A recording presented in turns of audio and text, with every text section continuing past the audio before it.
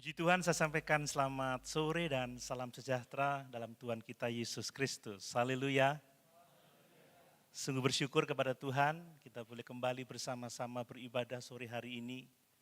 Meskipun banyak kemacetan di mana-mana, yang bisa hadir tentunya bensinnya masih cukup ya.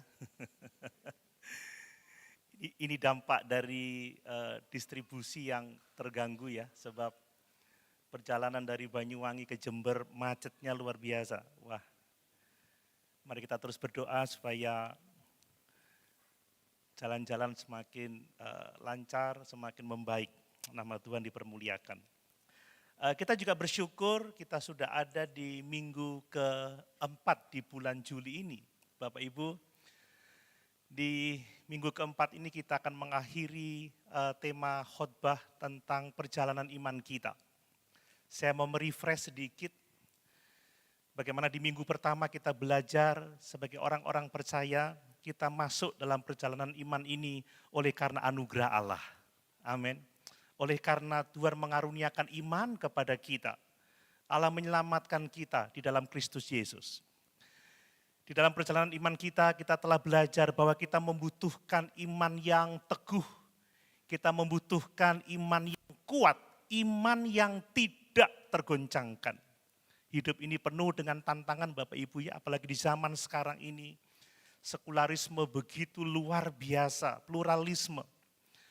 Sulit memperjuangkan atau mempertahankan iman hari-hari ini. Makanya kita membutuhkan iman yang teguh, iman yang kuat, dan iman yang tidak tergoncangkan. Minggu kedua kita belajar bahwa iman yang teguh, iman yang kuat, iman yang tidak tergoncangkan adalah iman yang dibangun di atas dasar kepercayaan kepada Allah. Amin. Kepercayaan kepada firman-Nya. Jangan kita mendasarkan iman kita pada perasaan kita yang sering kali berubah-ubah, pada keadaan yang tidak menentu. Kalau seperti itu, kita akan mudah goyah. Kita mudah kecewa, kita mudah putus asa. Tetapi orang yang meletakkan imannya di atas dasar firman, kebenaran Allah, dia seperti gunung Sion yang tak tergoyahkan. Amin. Kita akan teguh menghadapi apapun juga. Dan minggu yang lalu saya ngintip khotbah istri saya, saudara. Waktu di travel saya ikuti khotbahnya. Rupanya menarik banyak perhatian ya.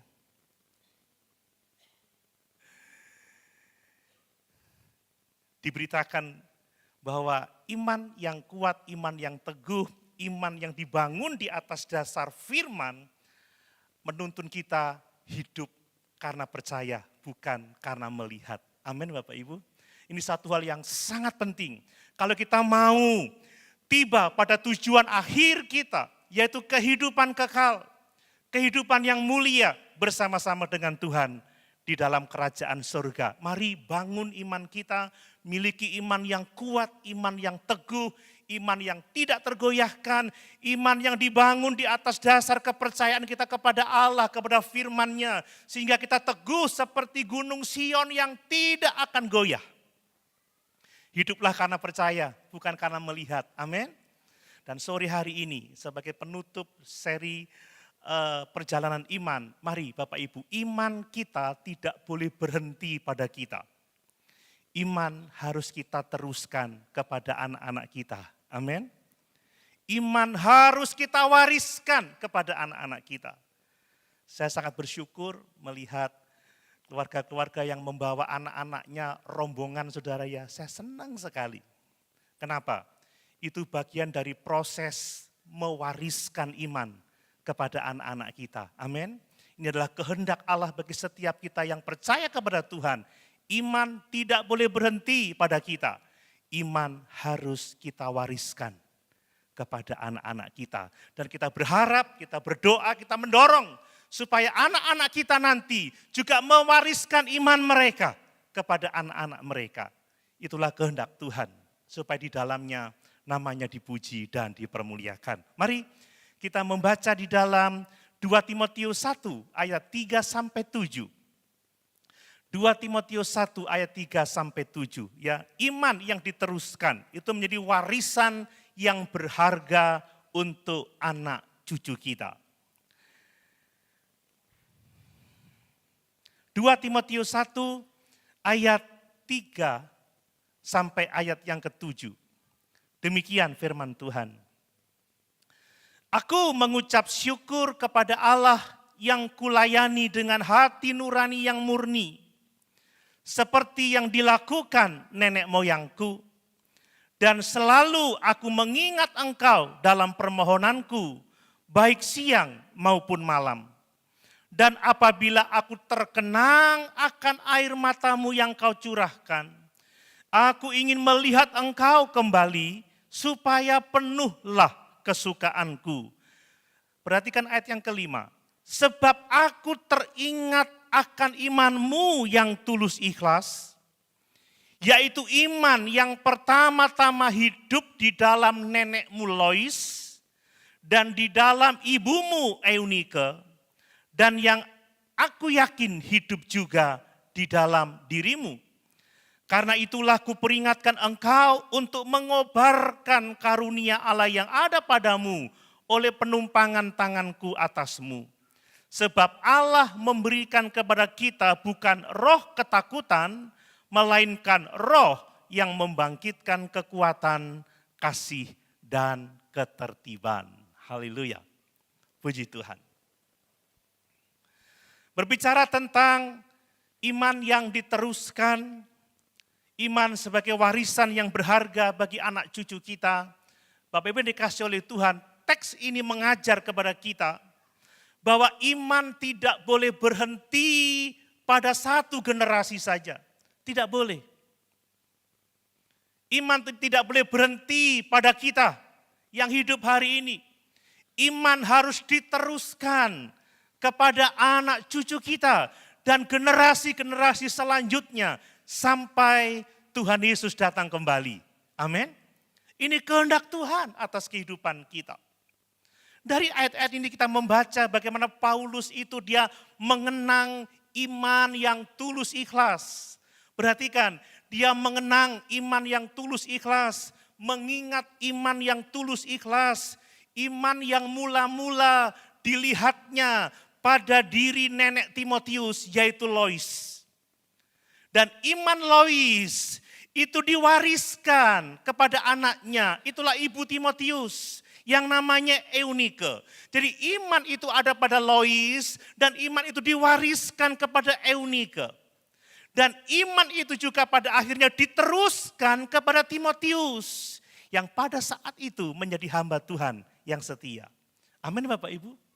Jelas sekali iman tidak boleh berhenti pada satu generasi.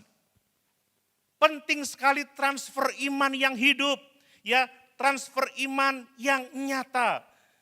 Bukan sekedar lisan pengakuan bahwa aku percaya Yesus, pengakuan bahwa aku mengasihi Yesus, tidak, tetapi iman yang nyata melalui teladan hidup sehari-hari. Mari Bapak Ibu, seperti tadi saya katakan, dunia ini semakin sekuler. Pluralisme sudah menguasai dunia ini. Ini membuat tantangan yang sangat hebat bagi kehidupan anak-anak kita. Tidak gampang mempertahankan iman di zaman sekarang ini. Itu sebabnya sebagai orang tua kita harus mewariskan iman sejati kepada anak-anak kita. Amin. Bukan sekedar tradisi agama Bapak Ibu ya. Saya melihat banyak orang muda masih mengikuti tradisi agama. Menyanyi di gereja, iya. Setia kebaktian, iya. Tetapi tidak hidup di dalam iman yang sejati. Kalau ada masalah, responnya dengan kemarahan. Kalau ada masalah, responnya dengan kecurangan. Tidak ada sukacita, tidak ada damai sejahtera, kehidupan doanya tidak ada sama sekali. Tidak ada ketekunan membaca firman, ibadah hanya sekedar ibadah, pergaulannya bebas. Ini realita yang harus kita pahami. Bapak Ibu, jangan hanya sekedar mewariskan tradisi agama. Ayo ke gereja, ini hari Minggu loh. Ayo kebaktian, yuk ikut acara-acara gereja. Tidak, tapi ajarkan iman yang sejati. Amin. Amin Bapak Ibu. Apakah anak-anak kita menunjukkan iman yang sejati dalam hidupnya? Mereka masih bangun pagi, berdoa, membaca Alkitab. Bergereja tidak perlu dibangunin. Bangun gereja. Males, Ma. Males, Pak. Ayo gereja. Kalau enggak ke gereja, tak kasih uang sangu. Baru ke gereja, saudara. Ikut tradisi keagamaan, tapi tidak memiliki iman yang sejati. Iman yang hidup, iman yang menyelamatkan. Di rumah seharian kalau libur, main dari pagi sampai pagi. Mari Bapak Ibu, jangan sekedar mewariskan tradisi agama, tapi wariskan iman yang sejati, iman yang hidup, iman yang menyelamatkan. Amin. Kalau anak-anak kita tidak bertumbuh dalam iman yang sejati, mereka tidak akan mampu menghadapi kerasnya dunia ini. Saya berdoa ini menjadi perhatian kita semua. Karena masa depan gereja itu terletak pada kehidupan anak-anak kita. Amin Bapak Ibu. Sekali lagi, jangan hanya mewariskan tradisi keagamaan, tetapi wariskan iman yang sejati, iman yang hidup, iman yang menyelamatkan. Jangan sampai mereka mengaku Kristen, tetapi tidak menunjukkan ciri-ciri hidup Kristen. Ini berbahaya. Iman yang seperti itu, iman yang mati, iman yang menuntun kepada kebinasaan kekal. Mari, iman yang sejati itu iman yang seperti apa? Yang perlu kita wariskan kepada anak-anak kita. Yang pertama, perhatikan Bapak Ibu, bahwa iman yang sejati itu terlihat dari kehidupan yang tulus ikhlas. Amin Bapak Ibu. Orang yang sungguh-sungguh percaya kepada Yesus, orang yang sungguh-sungguh mengasihi Yesus, hidupnya itu tulus, hidupnya itu ikhlas. Coba kita lihat ayat yang kelima itu dikatakan, sebab aku teringat akan imanmu yang tulus ikhlas. Iman yang pertama-tama hidup di dalam nenekmu Lois dan di dalam ibumu Eunike, dan yang aku yakin hidup juga di dalam dirimu. Jadi iman yang sejati adalah iman yang ditunjukkan dalam kehidupan yang tulus ikhlas. Bapak Ibu, iman yang sejati itu akan kelihatan, akan terlihat dalam kehidupan sehari-hari. Ya, iman yang sejati bukan hanya terdengar, tetapi terlihat. Banyak orang berkata, aku percaya Yesus, aku Kristen, aku ke gereja, tetapi tidak kelihatan kehidupnya dituntun oleh iman itu. Ngaku Kristen, tapi kata-katanya kasar.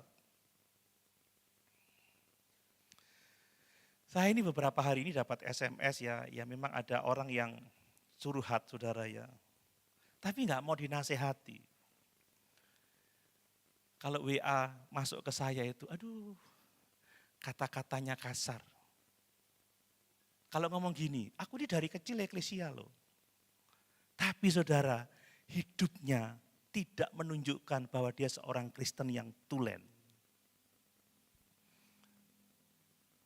Ketemu saya bilang, kalau kamu mau masalahmu selesai, cari Tuhan. Dekat sama Tuhan. Dengar nasihat firman. Oh gitu ya? Iya. Waduh, aku mau solusi cepat, tidak bisa. Harus percaya, tunjukkan imanmu. Kamu berdoalah. Saya ngomong kamu berdoalah. Ya apa ya? Saya bukan aktor. Waduh, datang. Gak bisa dinasihati. Tidak apa-apa saya ngomong gini karena dia tidak dengar saudara. Dan dia pasti tidak ikut kebaktian live streaming. Saya tidak blok tapi juga tidak saya buka itu WA-nya. Karena membaca saya sudah mengerikan. Jadi iman itu harus terlihat dalam kehidupan kita sehari-hari. Jadi Paulus itu mengingat iman Lois, mengingat iman Eunike bukan dari pengakuannya dia bahwa aku beriman, bahwa aku percaya Yesus, tidak. Tapi Paulus mengingat iman Lois, iman Eunike, karena Paulus melihat cara hidup mereka. Melihat gaya hidup mereka. Mereka hidup dalam iman, mereka hidup dalam ketulusan, mereka hidup dalam keikhlasan, mereka hidup dalam kebenaran. Amin Bapak Ibu. Ini iman yang dapat dilihat. Jadi kalau kita percaya Yesus, hendaklah hidup kita semakin hari semakin menyerupai Yesus. Kalau kita mengasihi Yesus, hendaklah hidup kita mencerminkan ketaatan kita kepada firman. Kalau kita sungguh-sungguh mengikut Yesus, hendaklah kita menyangkal diri. Hendaklah kita memikul salib dan mengikut Yesus setiap hari. Ini iman yang terlihat, bukan hanya terdengar. Aku percaya, tetapi enggak pernah menyangkal diri. Aku percaya, tapi enggak pernah pikul salib, saudara, bahkan menolak. Aku percaya, tapi enggak pernah mengikut Yesus, meneladani Yesus. Mari jangan sampai iman kita hanya di bibir, saudara. Biarlah iman kita boleh dilihat oleh anak-anak kita dalam kehidupan kita sehari-hari. Amin. Kelihatan di perkataan kita, kelihatan di sikap kita, cara kita menghadapi masalah. Ya bukan yang suka ngamuan, suka bentak, kasar. Ya. Tetapi yang menunjukkan kelemah lembutan, ketulusan, keikhlasan. Ada buah-buah rohani, tampak kasih, ada sukacita, ada damai sejahtera dan sebagainya dan sebagainya. Amin.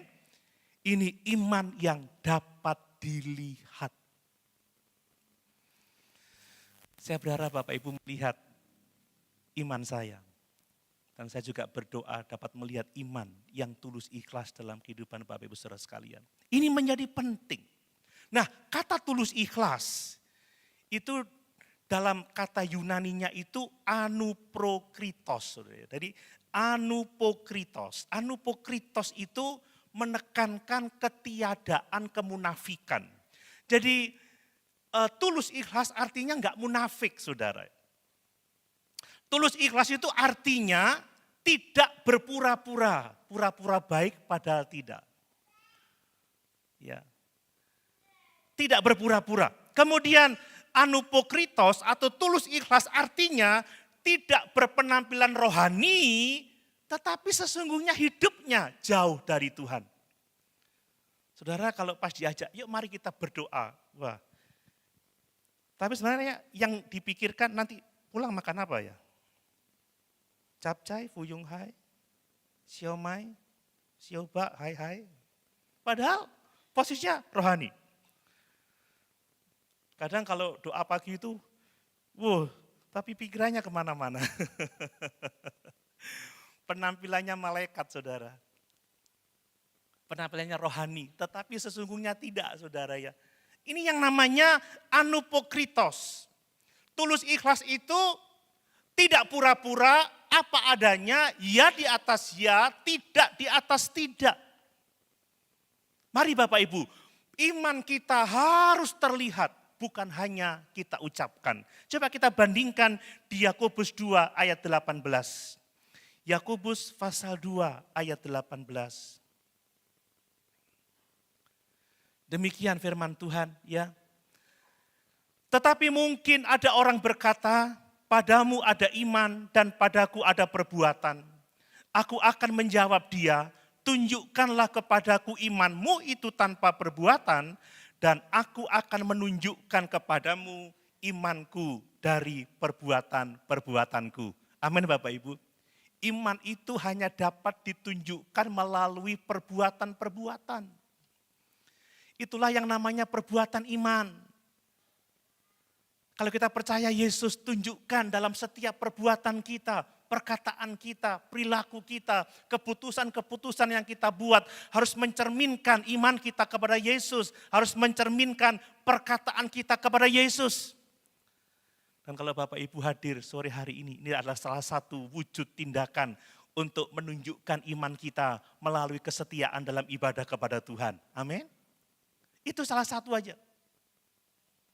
Jadi aku akan menunjukkan imanku kepadamu dari perbuatan-perbuatanku. Jadi iman itu harus terlihat dari sikap hidup kita sehari-hari, bukan sekedar kita ucapkan.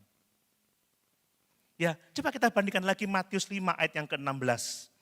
Matius pasal 5 ayat yang ke-16. Demikian firman Tuhan, demikianlah hendaknya terangmu bercahaya di depan orang, supaya mereka melihat perbuatanmu yang baik dan memuliakan Bapamu yang di sorga. Amin.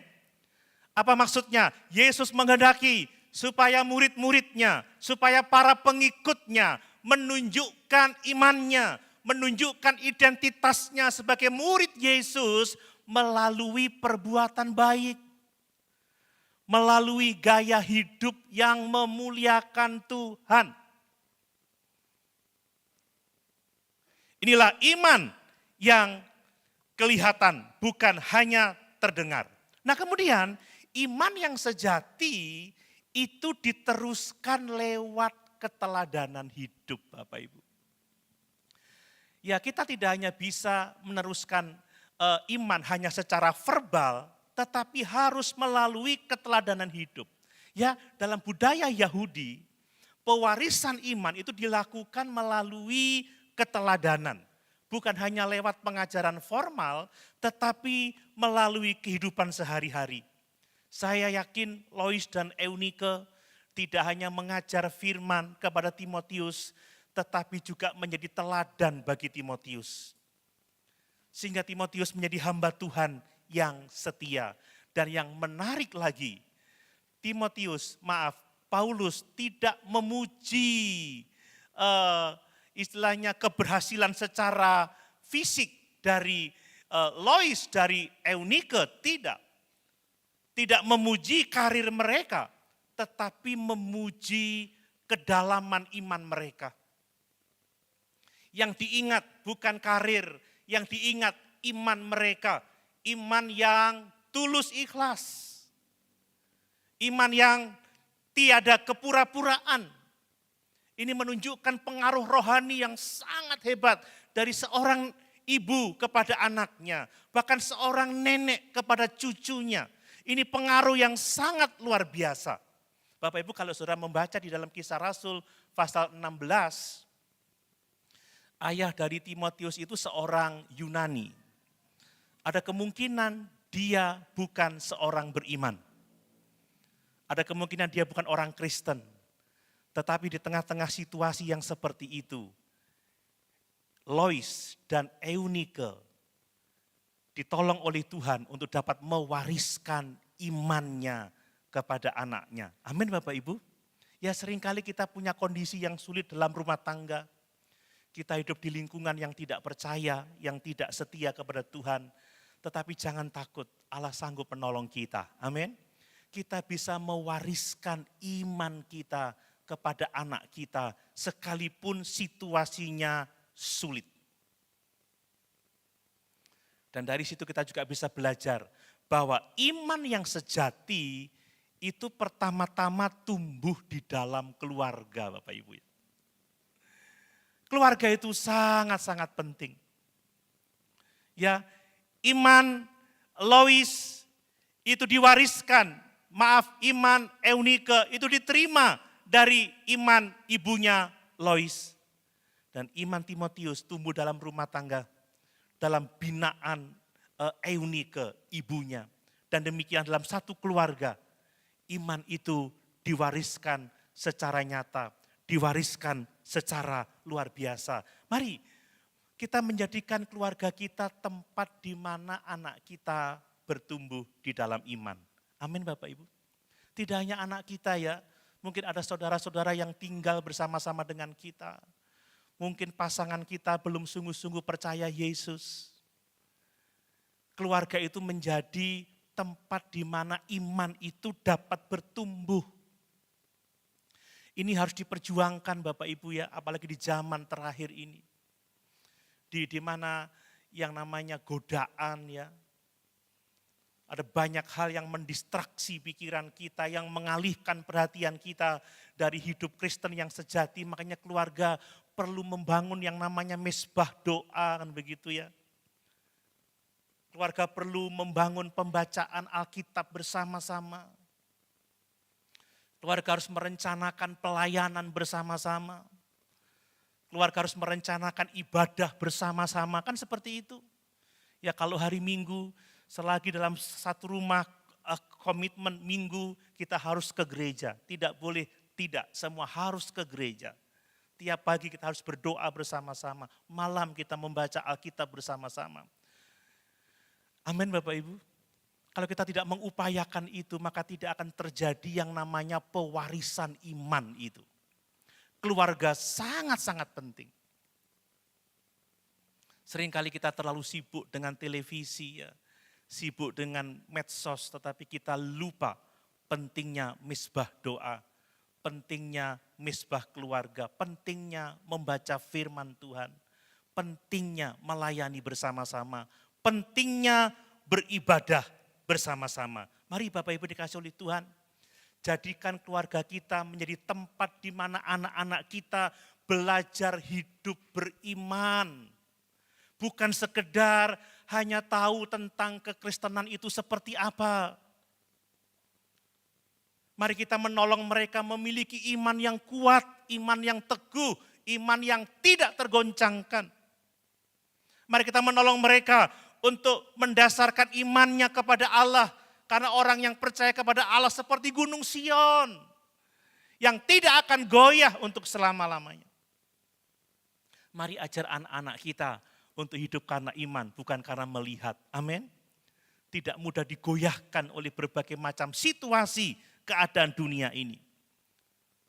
Mari kita mewariskan iman kita, supaya anak-anak kita tidak hanya mengetahui hal-hal tentang kekristenan, tetapi sungguh-sungguh memiliki iman yang sejati, iman yang hidup, iman yang menyelamatkan. Mereka hidup beriman, dan iman mereka terlihat dalam kehidupan yang tulus ikhlas, yang tidak berpura-pura, yang tidak tampak rohani, tetapi sesungguhnya jauh dari Tuhan.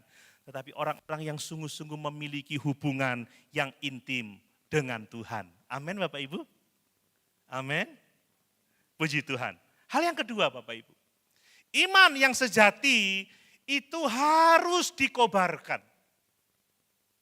Iman yang sejati itu harus dinyalakan ya. Harus didorong untuk terus bertumbuh. Semakin hari semakin kuat di dalam Tuhan. Iman tidak bisa dibiarkan begitu saja.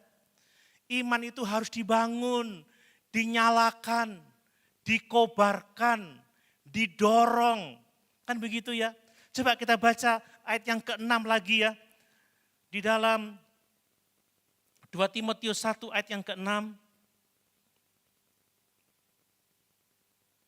Demikian firman Tuhan.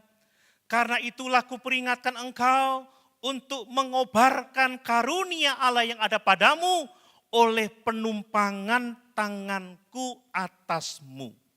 Bapak Ibu, iman itu ternyata digambarkan seperti api. Ya, saya mau mengatakan iman itu api ya. Iman itu bukan fosil. Iman itu bukan benda mati seperti itu ya. Paulus tidak berkata, jagalah imanmu agar tetap bertahan, tetap dalam kondisinya, tidak sama sekali. Tetapi kobarkanlah imanmu, nyalakanlah imanmu, bangun imanmu, dorong imanmu.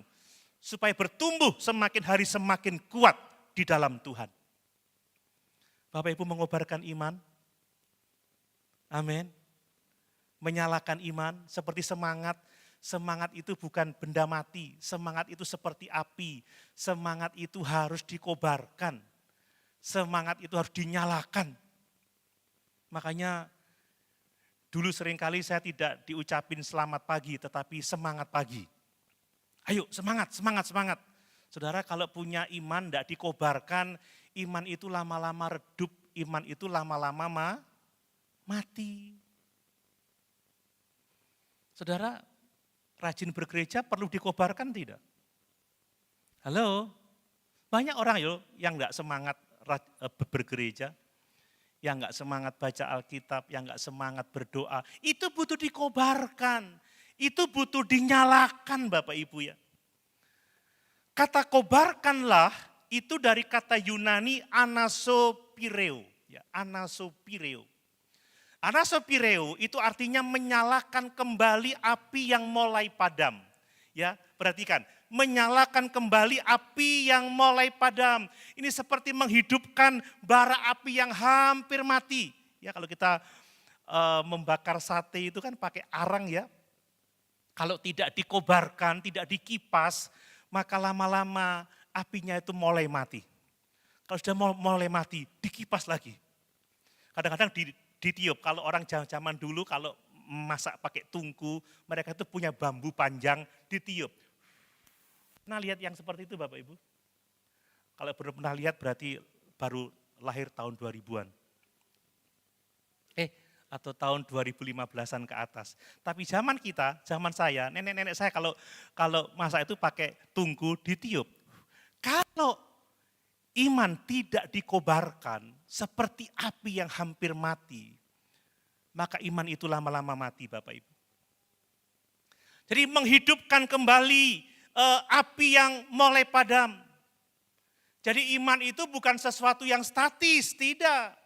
Harus disegarkan, harus diperbaharui, harus dibakar kembali, dinyalakan kembali, dikobarkan kembali. Sebab kalau tidak, kekristenan kita akan menjadi suam-suam kuku. Enggak ada semangatnya. Apakah Bapak Ibu pernah mengalami dulu pertama-tama semangat sekali, udah kalau ke gereja semangat terima tamu. Tapi lama-lama ada masalah sudah mulai meredup, hilang. Entah kemana. Kenapa? Karena tidak dikobarkan. Ya. Waktu saya membuat renungan setiap hari, baik yang tertulis maupun yang audio, ada yang bilang sama saya, ojo bolong-bolong, ojo bogang-bogang, nanti hari ini ada seminggu kosong, minggu depan lagi ada 2 hari rajin, hari ketiga kosong, jadi bolong-bolong. Saudara, saya mengobarkan semangat saya setiap hari. Saya harus menulis, saya harus merekam. Kalau tidak dikobarkan ya lama-lama loyo saudara ya. Seperti hobi ya, saya dulu hobi pelihara burung saudara. Ketika semangat itu di rumah ada 25 sangkar saudara. Tiap hari semangat ngasih makan, bersihkan. Lama-lama males. Wis PPN rek, gowon rek gitu saudara. Tapi kalau semangat lagi, pelihara lagi saudara. Banyak lagi, hilang lagi. Seperti olahraga saudara ya. Saya dulu semangat, sekarang semingit. Anak saya Jeho ini turun belasan kilo, hampir 20 kilo. Tiap hari saya geleng kepala, sudah nggak ada diemnya. Tapi nggak tahu konsisten tidak. Kalau kayak bapaknya nurun saya bentar gemuk lagi. Tapi iman harus terus dikobarkan. Amin Bapak Ibu. Amin. Jangan sampai kita suam-suam kuku. Karena kalau suam-suam kuku, Tuhan akan memuntahkan kita. Banyak orang Kristen yang kehilangan semangat bukan karena tidak punya iman, tetapi karena tidak mengobarkan iman. Punya iman, tetapi dibiarkan, dingin, tidak dipanasin kan begitu ya. Tidak dibangun. Dan kalau iman itu dibiarkan dingin, tidak dibakar, tidak dinyalakan kembali, tidak dibangun semangatnya, yang terjadi iman itu lambat laun akan semakin redup dan pada akhirnya mati. Itu sebabnya Bapak Ibu, ada bagian dari kita untuk menjaga api iman itu. Kita punya tanggung jawab untuk menjaga api iman itu. Tuhan itu memberikan kita karunia iman, tetapi supaya iman itu tetap berkobar, tetap menyala, itu tanggung jawab kita. Amin Bapak Ibu. Kita punya tanggung jawab. Kalau kita tidak sungguh-sungguh menyalakan kembali, menghidupkan api yang hampir mati, maka api itu akan mati untuk selama-lamanya. Jadi iman yang kita terima dari generasi kita sebelumnya itu harus dinyalakan, harus dikobarkan, harus dilanjutkan. Ya, saya kurang apa ngajar anak-anak ya, tapi tanggung jawab mengobarkan iman ya mereka. Kalau sudah di luar kota, saya tidak tahu lagi. Ya, tetapi setiap malam kami harus video call, berbicara, sharing, berdoa bersama-sama. Tiap minggu pasti mengingatkan, ayo ke gereja, ayo pelayanan. Saudara, kalau nggak punya semangat sendiri untuk mengobarkan iman, untuk menyalakan iman, kita akan kehilangan semangat itu. Mari Bapak Ibu, iman itu seperti api yang harus dijaga nyalanya. Jangan sampai redup, jangan sampai padam, apalagi padam, hati-hati. Kobarkan, amin. Amin, nyalakan Bapak Ibu, dorong terus untuk kita maju. Coba kita lihat, kita bandingkan 1 Timotius 4 ayat yang ke-14. Tentang tanggung jawab kita untuk mengobarkan iman. 1 Timotius 4 ayat yang ke-14. Kita baca di sana, jangan lalai dalam mempergunakan karunia yang ada padamu, yang telah diberikan kepadamu oleh nubuat, dan dengan penumpangan tangan sidang penatua. Jadi saudara, ini berbicara tentang Timotius yang diberi kepercayaan untuk melayani pekerjaan Tuhan melalui karunia yang diberikan kepadanya oleh nubuat, oleh penumpangan tangan. Ayo, pergunakan itu, jangan disia-siakan, jangan dibiarkan mati. Bapak Ibu kalau diberi tugas pelayanan, jangan sia-siakan. Amin. Kobarkan semangat. Kalau sudah dipercaya dengan pekerjaan Tuhan, mari pergunakan karunia-karunia itu. Jangan biarkan mati.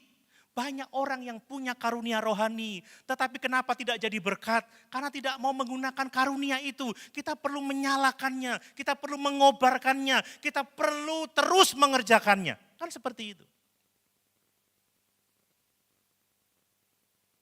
Tanpa kita mengambil tanggung jawab itu, iman kita lama-lama akan redup. Masing-masing kita punya tanggung jawab. Amin Bapak Ibu. Coba lihat 2 Petrus 1 ayat yang kelima. 2 Petrus 1 ayat yang kelima. Ini penting untuk kita semua. Lihat, justru karena itu kamu harus dengan sungguh-sungguh berusaha untuk menambahkan kepada imanmu kebajikan, dan kepada kebajikan pengetahuan, dan kepada pengetahuan penguasaan diri, kepada penguasaan diri ketekunan, dan kepada ketekunan kesalehan, dan kepada kesalehan kasih akan saudara-saudara, dan kepada kasih akan saudara-saudara, kasih akan semua orang. Jadi kita punya tanggung jawab untuk mengobarkan iman kita, untuk menggunakan karunia-karunia pelayanan yang Tuhan anugerahkan kepada kita, untuk menambahkan kepada iman kita kebajikan, menambahkan pengetahuan kepada kebajikan itu, menambahkan penguasaan diri, ketekunan, kesalehan. Ini tanggung jawab kita Bapak Ibu. Bapak Ibu mau menjadi orang-orang yang penuh dengan kebajikan? Tanggung jawab kita menambah pada iman kita kebajikan. Mau berpengetahuan? Tambah dengan pengetahuan. Tambah dengan penguasaan diri, tambah dengan ketekunan, tambah dengan kesalehan, kan begitu? Tambah dengan kasih kepada saudara-saudara seiman, kasih kepada orang lain juga. Ini tanggung jawab kita. Coba lihat Yudas 1 ayat 20. Yudas 1 ayat 20. Demikian firman Tuhan. Ya, Yudas 1 ayat 20. Akan tetapi kamu saudara-saudaraku yang kekasih, bangunlah dirimu sendiri di atas dasar imanmu yang paling suci, dan berdoalah dalam Roh Kudus. Jadi kita punya tanggung jawab untuk menyalakan api iman itu. Membangun diri kita. Makanya siapa yang bertanggung jawab untuk kita rajin berdoa? Diri kita sendiri. Tanggung jawab membaca Alkitab, diri kita sendiri. Bangun. Jangan nunggu disuruh. Jangan nunggu didorong oleh orang lain, dorong dirimu sendiri. Siapa yang bertanggung jawab menggerakkan kita untuk setia melayani? Diri sendiri, kita punya tanggung jawab. Amin Bapak Ibu. Ini bagian yang harus kita lakukan. Kalau iman kita tidak diberi ruang untuk bertumbuh, kita tidak mendorongnya berkembang, kita tidak menyalakannya untuk berkobar-kobar, maka iman itu tidak akan bertumbuh. Saudara enggak akan pernah dapat giat dalam pelayanan pekerjaan Tuhan. Saudara enggak akan bisa menjadi orang yang benar-benar saleh, berhikmat, penuh kasih, baik kepada saudara-saudara seiman maupun kepada orang lain, kepada semua orang. Perlu tanggung jawab kita. Amin. Itu sebabnya mewariskan iman itu bukan hanya memberi Bapak Ibu, tetapi juga mendorong. Tetapi juga mendorong. Nah, ini berbicara mengenai bagian kita untuk menolong orang lain. Saya yakin Lois dan Eunike tidak hanya mengajarkan iman secara verbal, tetapi terus mendorong, terus menasihati Timotius untuk bertumbuh di dalam imannya, untuk terus bersemangat memiliki iman yang tulus ikhlas. Saya yakin Eunike tidak hanya memperkenalkan Kristus, tetapi mendorong Timotius untuk memiliki hubungan yang benar dengan Kristus, untuk hidup di dalam doa, hidup di dalam ibadah, hidup di dalam pelayanan. Itu sebabnya secara pribadi Bapak Ibu, jangan hanya puas kalau kita sudah rajin ke gereja, tapi majulah masuk dalam pelayanan. Amin Bapak Ibu. Ya, semakin masuk di dalam persekutuan yang intim dengan Tuhan. Lebih banyak berdoa, lebih banyak bertumbuh dalam firman. Demikian juga jangan hanya puas melihat anak-anak kita pergi ke gereja, tapi cek kerohanian mereka, cek iman mereka. Dorong mereka untuk rajin, dorong mereka untuk setia melayani, dorong mereka untuk membaca firman Tuhan, dorong mereka untuk berdoa. Karena itulah yang paling mereka butuhkan, terutama di zaman yang sangat sukar ini. Mari Bapak Ibu yang dikasihi oleh Tuhan, kita perlu mewariskan iman kepada generasi kita. Amin. Yang ketiga Bapak Ibu yang terakhir, ayat ini menunjukkan tentang iman yang sehat. Ya, iman yang kita wariskan haruslah iman yang sehat, iman yang penuh kasih, dan iman yang tidak takut. Ini iman yang harus kita miliki, iman yang harus kita wariskan kepada generasi selanjutnya. Saya membaca ayat yang ke-7 dari 2 Timotius 1 tadi. 2 Timotius 1 ayat yang ke-7. Perhatikan firman Tuhan. Sebab Allah memberikan kepada kita bukan roh ketakutan, melainkan roh yang membangkitkan kekuatan, kasih, dan ketertiban. Bapak Ibu, iman itu seharusnya sehat. Iman itu seharusnya menuntun kita kepada kehidupan yang penuh dengan kasih sayang. Iman seharusnya membuat kita tidak takut lagi. Ya, ingat, Allah itu memberikan kepada kita bukan roh ketakutan, tetapi roh yang membangkitkan kekuatan, roh yang membangkitkan kasih, roh yang membangkitkan ketertiban. Jadi orang-orang yang sungguh-sungguh percaya Yesus pasti memiliki kekuatan dalam hidupnya, memiliki kasih dalam hidupnya, memiliki ketertiban di dalam hidupnya. Saya mau menegaskan di sini, bahwa iman yang sehat, iman yang sejati, itu menolak ketakutan yang seringkali melumpuhkan hidup kita. Bapak Ibu, Ketakutan itu membuat kita tidak berani berbuat apa-apa. Ketakutan itu melumpuhkan kehidupan kita. Mengapa Paulus katakan seperti itu kepada Timotius? Sebab Timotius itu adalah seorang pemimpin rohani. Dia masih muda tetapi dia pemimpin jemaat. Pada waktu dia melayani itu usianya masih sekitar 21 sampai antara 21 sampai 25 tahun. Jadi masih muda sekali. Tetapi dia menghadapi begitu banyak tantangan dalam pelayanan. Dia menghadapi pengajaran-pengajaran sesat. Dia menghadapi orang-orang yang membencinya dan tidak hanya itu, dia bergumul dengan kesehatannya. Ya, dia mengalami sakit lambung yang sangat luar biasa. Dan itu seringkali membuat dia lemah, makanya dikatakan ketika aku terkenang akan air matamu, ya, aku ingin hadir supaya penuhlah sukacitaku. Dia berkata kepada Timotius, anakku, Tuhan itu memberikan kepada kita bukan roh ketakutan, tetapi roh yang membangkitkan kekuatan, roh yang membangkitkan kasih, roh yang membangkitkan ketertiban.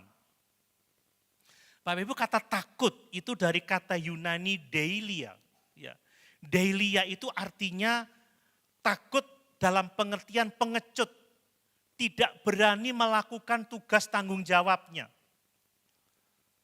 Takut itu pengecut, tidak berani bertindak. Orang yang deilia, orang yang takut, orang yang pengecut, itu membuat dia tidak dapat melakukan pelayanan sebagaimana mestinya.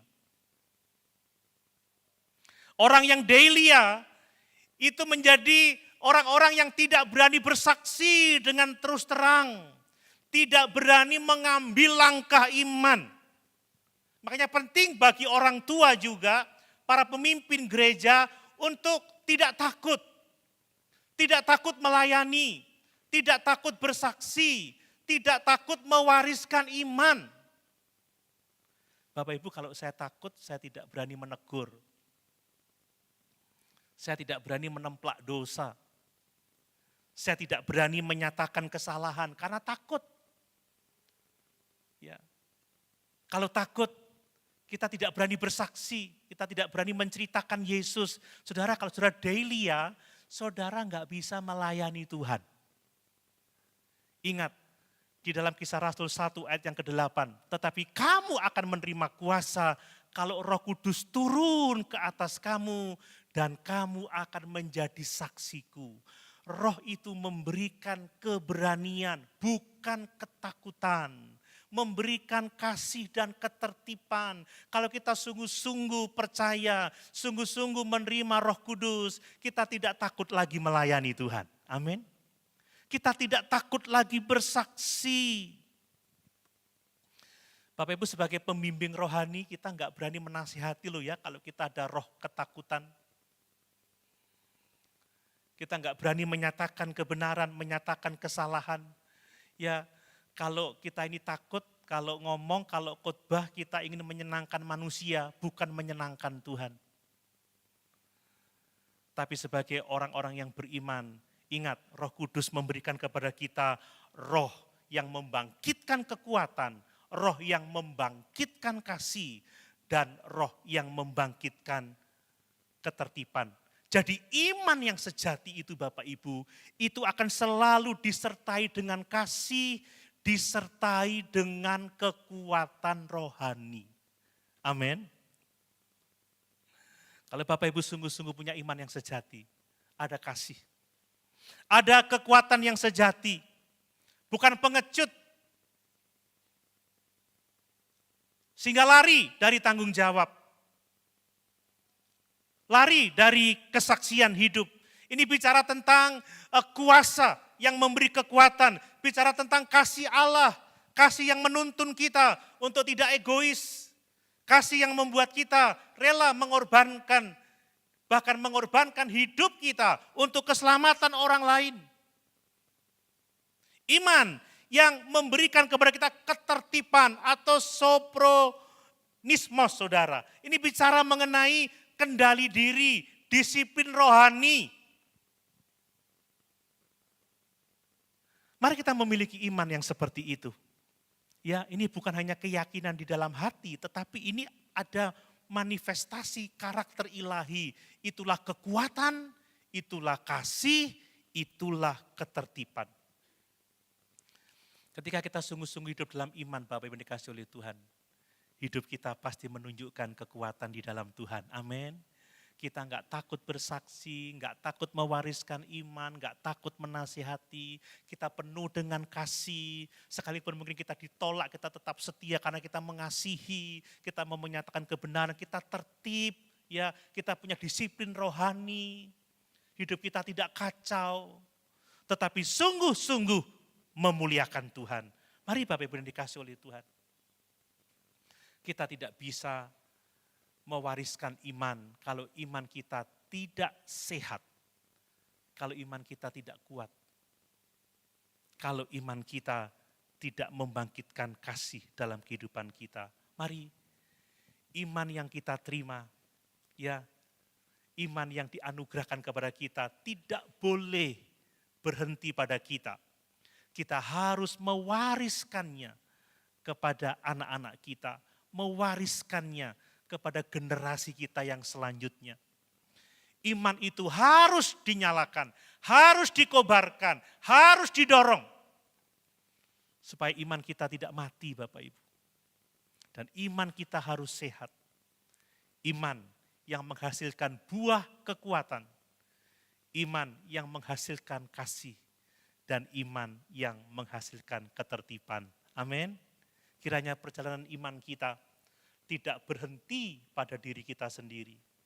Tetapi kita teruskan kepada anak-anak kita.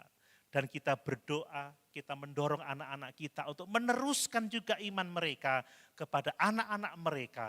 Dan demikian seterusnya, sampai Yesus datang kembali. Sehingga kita semua dapat mengakhiri perjalanan iman kita di dalam kemuliaan kekal untuk selama-lamanya. Amin. Amin Bapak Ibu. Mari sama-sama kita berdoa.